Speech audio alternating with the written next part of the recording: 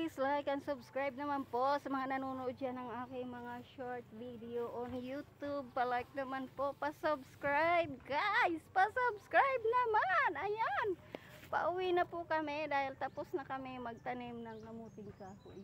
Iniwan na ako ng aking sisteret. Ayun na siya. So, taralits, taralits. Umuwi na tayo. Ay, uwi na dahil pagod na ang mga persones. Ayan, nagtanim po kami ng kamuting kahoy para sa December meron kaming anihin, makakasave na kami ng aming money, diba? Malaking tulong yun guys. Kaya kayo dyan, ano pang inaantay nyo?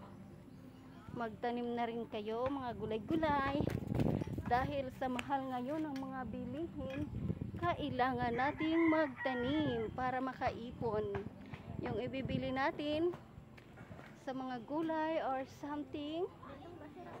Ibibili na lang natin ng kung ano pa natin kailangan dyan.